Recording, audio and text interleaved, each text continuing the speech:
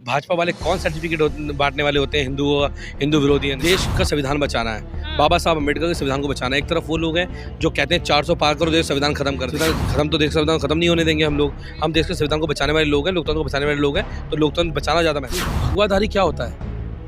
सब राम को मानने वाले लोग हैं देश में, कौन नहीं मानता राम को? सब राम को मानने वाले। लेफ्टिनेंट बॉन्ड के माध्यम चंदा लिया और चंदे को कैसे उन्होंने किया, बड़े बड़े उद्योगपति को कॉन्ट्रैक्ट दिए, चंदा लिया और धंधा दिया। रोज गठबंधन करना पड़ रहा है, छोटी छोटी पार्टी को पैर पकड़ने पड़ रहे हैं, तुम भी आ जाओ तुम भी आ जाओ, रोज शामिल कराना पड़ रहा है भ्रष्टाचारियों को अपनी पार्टी के अंदर। अगर इतने होते फिर क्यों कर रहे हैं? अब देखो ऐसा ना हो जाए कि मोदी जी वही चुनाव लड़ने जाके अमेरिका, अब मोदी जी वही चुनाव लड़ने जाके। जो मणिपुर में बेटियों की इज्जत लूटी जा रही थी, तब वो मणिपुर का परिवार उनका था नहीं था। हाथरस में रात के अंधेरे में जो बेटी की लाश को जलाया गया, वो उनके परिवार की थी या नहीं थी? ये मोदी जी का एक ही परिवार है। चंदा जो मोदी जी को देगा वही उनका परिवार है।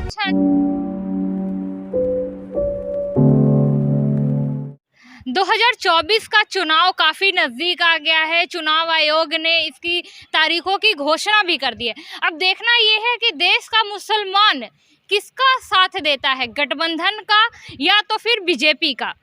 सर अपना नाम बताइएगा। मेरा नाम सखी अहमद अंसारी है। तो 2024 में क्या लगता है, गठबंधन रोक पाएगी? गठबंधन में जो वोट है जो 62% है, अच्छा। और भारतीय जनता पार्टी का 38% वोट है, तो जाहिर सी बात है गठबंधन जीतेगा। गठबंधन पूरी तरीके से रोक देगा। वो मोदी जी कह रहे हैं गठबंधन नहीं ठगबंधन है, आएगा तो भगवाधारी ही। मोदी जी की तो हवा निकल चुकी है, क्योंकि जो पड़ते खुल रही है ना, जो उनका भ्रष्टाचार जो खुल रहा है, जो इलेक्ट्रिक बॉन्ड जो से भ्रष्टाचार हुआ है देश में, वो सारा सामने आ रहा है, पब्लिक सब जानती है। अच्छा सर आप बताइए 2024 में किसकी सरकार? गठबंधन सरकार आएगी। गठबंधन। जी जी। बट एक तरफ आप पार्टी और कांग्रेस एक दूसरे के ऊपर आरोप लगाते थे पहले, मोदी को हराने के लिए साथ में आ गए, तो अकेले नहीं हरा सकते थे क्या? नहीं, बीजेपी को हराना है तो गठबंधन जरूरी है। बीजेपी को हराना है, गठबंधन बहुत जरूरी है। फिर भी मोदी जी को इतना कॉन्फिडेंट है कि वही जीतेंगे, गठबंधन होने के बाद भी कह रहे हैं 400 पार। बेकार है, सब झूठा है। अच्छा। झूठ बोलते हैं। अच्छा, इसी के बीच में भाजपा ने सीए भी लागू कर दिया है, इसको कैसे देखते हैं आप? इसको कोई नहीं देखता, कोई मानेगा ही नहीं। सीए आप नहीं मानेंगे? नहीं। और क्या दिक्कत है? सीए अगर अल्पसंख्यक आते हैं, पीड़ित अगर आते हैं, ये सब जो है ना, सब ड्रामा कर रहे हैं। सिर्फ चुनावी मुद्दा है ये, सब चुनावी। आप बताइए सर। जी सीए लागू हो गया है, इसको कैसे देख रहे हैं आप? देखिए, हमारे देश की अपनी जो आबादी है लगभग 140 करोड़ लोग हैं। हाँ। उन्हीं लोगों को रोजगार मुहैया नहीं अब करा पा रहे हम, उन्हीं के लिए हम प्रॉपर संसाधन नहीं करवा पा रहे उपलब्ध।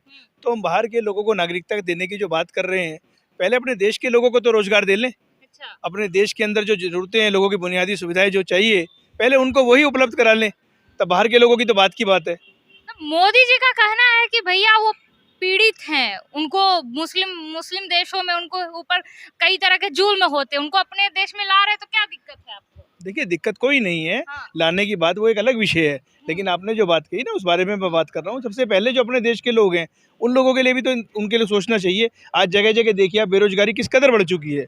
आज करोड़ों की संख्या में लोग बेरोजगार हो गए हैं। तो उस विषय पे चिंतन करना चाहिए सरकार को। जो प्रायोरिटी होनी चाहिए पहले उस विषय की होनी चाहिए। जो हमारे यहाँ जो लोग रह रहे हैं, आज हिंदुस्तान का लोग टैक्स दे रहे हैं, तो पहले अपने हिंदुस्तान के लोगों को हक है उसके ऊपर कि लोगों को बुनियादी सुविधाएं मिले, रोजगार के लोगों को अवसर मुहैया कराए जाएं। लेकिन उस तरफ सरकार बात नहीं कर रही, इधर उधर की भ्रामक बातों के ऊपर सरकार लगी हुई है। इसीलिए इंडिया गठबंधन की जो आज ये जो यहाँ पर बैठक भी थी, इंडिया गठबंधन पूरे देश के अंदर मजबूती से सकारात्मक सोच के साथ आगे बढ़ रहा है और उम्मीद करता है आने वाला जो समय है, इंडिया गठबंधन को अच्छा बहुमत मिलेगा। मोदी जी 2024 के लोकसभा चुनाव के नतीजों का इंतजार नहीं कर रहे, उनको पूरा यकीन है कि वो जीतेंगे। वो तो 47 की तैयारी में लगे हुए हैं। देखिए, कोई बात नहीं, हर आदमी ये सोचता है कि भाई मैं जीतूंगा, और सोचना चाहिए भी। लेकिन जनता जनार्दन क्या सोच रही है, वो आने वाली 4 जून को पता लग जाएगा कि जनता जनार्दन जो जनादेश होगा वो सबके सामने होगा। अच्छा, मोदी जी भ्रम में जी रहे हैं क्या?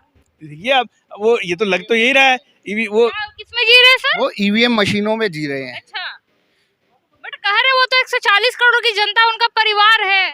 ऐसा कुछ नहीं है। परिवार के लिए करा क्या है? और कोई मुखिया होता है, घर चलाता है, घर में अच्छी तरह सबकी देखभाल करता है। इन्होंने किस कम्युनिटी की देखभाल करी, आप बताओ? किसी को साथ लेके चले। आज बेरोजगारी बढ़ चुकी है, कोई काम धंधा नहीं है लोगों के पास, व्यापारी परेशान है, एक एक आदमी परेशान है। आप बताओ क्या कर रहे हैं ये? मोदी जी ने किसी के लिए कुछ नहीं किया। सर थोड़ा सा बता दीजिए। गठबंधन रोक देगी? गठबंधन रोका ही हुआ है पहले से ही। हाँ। गठबंधन बहुत मजबूत है, हम लोग बहुत मजबूत है, चुनाव लड़ रहे हैं और गठबंधन मुझे लगता है देश की उम्मीदों का गठबंधन है। तो भाजपा कह रहे हैं कि हिंदू विरोधी है केजरीवाल और गठबंधन है ये। अगर जो 84,000 से ज़्यादा लोगों को यात्रा करा चुके हों, जो भगवान जिनके ऊपर भगवान बजरंगबली का आशीर्वाद हो, भाजपा वाले कौन सर्टिफिकेट बांटने वाले होते हैं हिंदू विरोधी है नहीं है। अरे भाई मोदी जी तो 47 की तैयारी कर रहे हैं। अच्छी बात है, करनी चाहिए, प्लानिंग तो सब करते हैं। अरे तो 140 करोड़ की जनता उनका परिवार है, उनको पूरा विश्वास है जीतेंगे वो। उस परिवार में ब्रजभूषण शामिल है नहीं है, उनसे पूछ लीजिएगा एक बार। अरे तो वो तो कहते हैं कि विकास इतना हो गया कि जनता मुझे ही वोट डालेगी। विकास तो हुआ ही नहीं ना, विकास हुआ है, अडानी का विकास हुआ है, उनके उद्योगपति दोस्तों का विकास हुआ है, विकास तो हुआ है ना। इलेक्ट्रॉनिक बॉन्ड के माध्यम चंदा लिया और चंदे को कैसे उन्होंने किया, बड़े बड़े उद्योगपतियों को कॉन्ट्रैक्ट दिए, चंदा लिया और धंधा दिया। अच्छा, पर वो तो कह रहे हैं कि देश में गरीबी 5% हमने मिटा दी है, मैंने गरीबी देखी है। तो वो किसको, जो राशन बांट रहे हैं फिर वो किसको दे रहे हैं? अमीरों को दे रहे हैं। वो जो राशन की बात करते हैं वो हम देश के लोगों को राशन दे रहे हैं, वो राशन अमीरों को दे रहे हैं, गरीबों को दे रहे हैं? बताएं प्रधानमंत्री जी। अरे भाजपा के नेता कह रहे हैं आएगा तो भगवाधारी। नहीं, भगवाधारी क्या होता है? सब राम को मानने वाले लोग हैं देश में, कौन नहीं मानता राम को? सब राम को मानने वाले हैं। हाँ। फिर भी मोदी जी का कहना है कि 47 की तैयारी है, 24 का तो टेंशन ही नहीं है, आएंगे तो वही।